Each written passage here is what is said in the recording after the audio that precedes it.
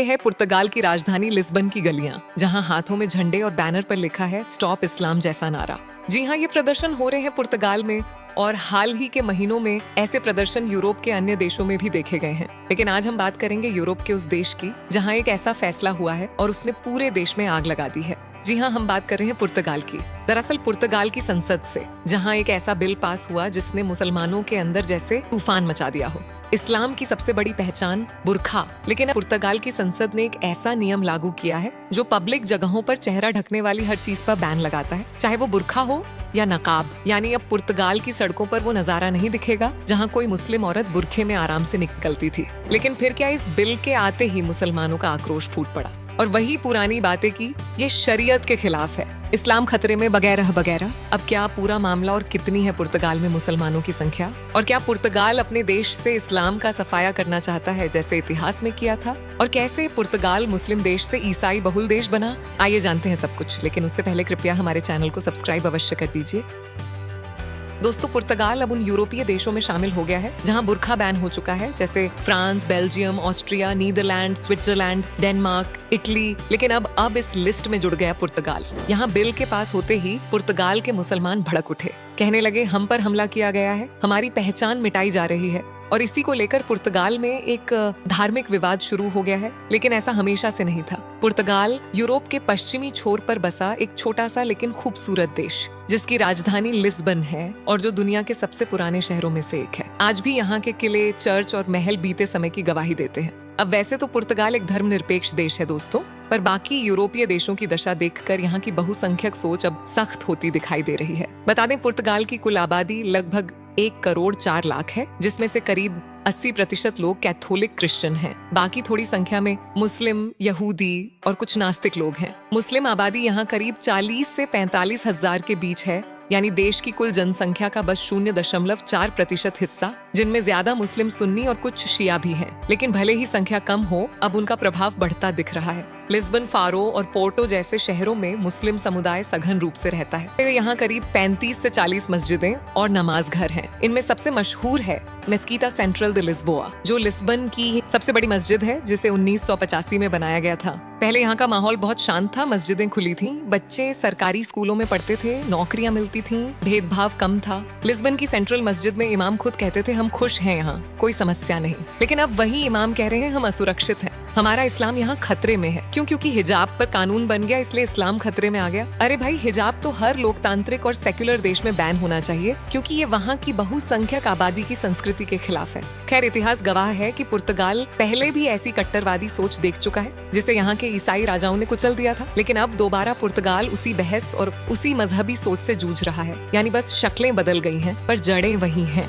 आपको बता दें दोस्तों, पुर्तगाल की अर्थव्यवस्था का सबसे बड़ा हिस्सा टूरिज्म से आता है। यहाँ 2024 में 2 करोड़ 90 लाख विदेशी पर्यटक आए, और पर्यटकों के लिए ये जगह एक स्वर्ग है। जैसे लिस्बन, पोर्टो, एल्गार्व जैसे शहरों में लोग समुद्र किनारे गिटार बजाते हैं, वाइन पीते हैं और जिंदगी को एंजॉय करते हैं। लेकिन इस शांति के नीचे अब एक ऐसा मुद्दा पल रहा है जिसने पूरे देश को 2 हिस्सों में बांट दिया है, और वो मुद्दा है हिजाब और नकाब पर नया कानून। यहाँ की सरकार का कहना है कि बुर्खा समाज में डिस्क्रिमिनेशन बढ़ाता है, महिलाओं को समाज से अलग करता है और शिक्षा व समानता की राह में रुकावट है। इसीलिए पब्लिक जगहों पर चेहरा ढकना बैन किया गया है। अब अगर कोई बुर्खा या नकाब पहनकर निकलेगा तो उसे 200 यूरो से लेकर 4000 यूरो तक का जुर्माना देना पड़ सकता है। और ऐसा ही बिल हाल फिलहाल इटली की मेलोनी सरकार भी लेकर आई थी। उसमें भी नकाब, हिजाब, बुर्का पहनने पर जुर्माना लगाया था। लेकिन पुर्तगाल के इस कानून के मुताबिक पूजा स्थलों या फ्लाइट्स में नकाब की परमिशन रहेगी, लेकिन सड़क, मॉल, ऑफिस या स्कूल में नहीं। इस बिल को दक्षिणपंथी चेगा पार्टी ने पेश किया था और राइट विंग दलों ने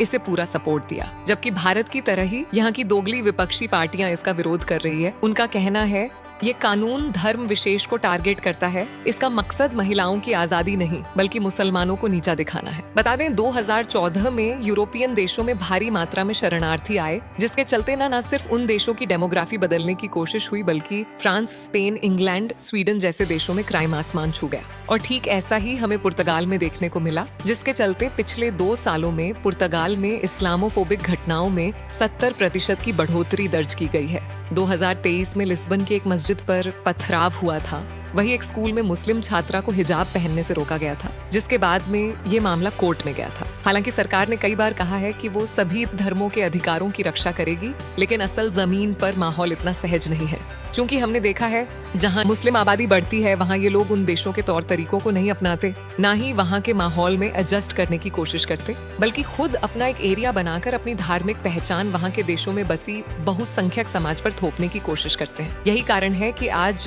पुर्तगाल के समाज में एक साइलेंट डिवाइड बन चुकी है। बहुसंख्यक समाज कहता है हमारे देश की पहचान क्रिश्चियन कल्चर है, तो वही मुसलमान कहते हैं हम भी यहाँ के नागरिक हैं, धर्म निभाना हमारा अधिकार है। खैर जो भी है दोस्तों, लेकिन इतना तो साफ है कि न सिर्फ पुर्तगाल बल्कि पूरे यूरोप में अब हिजाब सिर्फ कपड़ा नहीं, एक विचारधारा की जंग बन चुका है। लेकिन दोस्तों, क्या आपको पता है कि पुर्तगाल बाकी यूरोपीय देशों जैसा नहीं है। ये वही देश है जहां कभी इस्लाम का शासन हुआ करता था, जिसे पुर्तगाल ने कुचल फेंका था। जी हाँ, अगर आप पुर्तगाल के इतिहास में झांके तो वो साल था 711 ईस्वी का, जब अरब दुनिया से निकले मुस्लिम सेनाओं ने, जिन्हें उस वक्त मूर कहा जाता था, उत्तर अफ्रीका से समुद्र पार किया और यूरोप की जमीन पर कदम रखा। उनका पहला ठिकाना बना स्पेन और फिर धीरे धीरे पुर्तगाल तक उन्होंने अपना असर फैलाया। उस वक्त पुर्तगाल कोई अलग देश नहीं था दोस्तों, बल्कि वो अल अंदलुस नाम के एक बड़े इस्लामी शासन का हिस्सा बन चुका था। मूर सैनिकों ने यहाँ के कई इलाकों, जिनमें लिस्बोन, कोइम्ब्रा, सिल्वेस तक अपनी पकड़ बना ली। यानी इस्लामिक झंडा पुर्तगाल की धरती पर लगभग 500 साल तक लहराता रहा। कहानी का ये हिस्सा शायद बहुत कम लोगों को पता है कि लिस्बन, जो आज पुर्तगाल की राजधानी है, वो एक समय इस्लामी दुनिया का बेहद अहम शहर हुआ करता था। मुस्लिम वास्तुकला, बाजारों में अरेबिक भाषा की गूंज और मस्जिदों की मीनारों से उठती अजान, ये सब उस दौर की पहचान थे। इतिहासकार मानते हैं कि उस वक्त पुर्तगाल में सैकड़ों मस्जिदें थीं। खैर समय बदला, ईसाई ताकतें तो दोबारा उठी। स्पेन और पुर्तगाल के ईसाई शासक मिलकर रिकॉन्किस्टा नाम की मुहिम शुरू करते हैं, जिसका मतलब था जो जमीन मुस्लिमों ने ली है उसे वापस लेना, जिसके बाद धीरे धीरे मुस्लिम शासन पीछे धकेला जाने लगा। 1249 ईस्वी में पुर्तगाल का आखिरी इस्लामी गढ़ एल्गार्व भी गिर गया, यानी इस्लामिक पुर्तगाल का अंत वहीं हो गया। पर यह अंत इतना आसान नहीं था। कई मुस्लिम परिवारों को जबरन ईसाई धर्म अपनाना पड़ा, कईयों को मारा गया और हजारों ने देश छोड़कर मोरक्को या उत्तरी अफ्रीका की ओर पलायन कर लिया। इसके बाद पुर्तगाल ने खुद को ईसाई राष्ट्र घोषित कर दिया। सदियों तक यहाँ इस्लाम नाम की कोई चीज नहीं बची। जो मुसलमान बचे थे उन्हें या तो छुपकर जीना पड़ा या धीरे धीरे वे अपनी पहचान खो बैठे। लिस्बन की कई पुरानी मस्जिदें गिराकर वहाँ चर्च बना दिए गए, जिसके बाद 20वीं सदी में जब अफ्रीकी देशों जैसे मोजाम्बिक, गिनिया बिसाओ, अंगोला को आजादी मिली, तो वहां से हजारों मुस्लिम प्रवासी काम की तलाश में पुर्तगाल आने लगे। इनमें ज्यादातर गिनी बिसाऊ और मोजाम्बिक के मुसलमान थे। यहीं से पुर्तगाल में इस्लाम का दूसरा आगमन हुआ, जो आज कट्टरवादी सोच का रूप ले रहा है। तो दोस्तों, ये थी पुर्तगाल की कहानी। आपको कैसी लगी नीचे कमेंट में बताएं। साथ ही वीडियो को लाइक और शेयर करना ना भूले। और हाँ, ऐसी ही रोचक जानकारियों को जानने के लिए सब्सक्राइब करें हमारे चैनल मिस्ट्री ऑफ आर्यावर्त को। तो मिलते हैं नेक्स्ट वीडियो में। जय हिंद।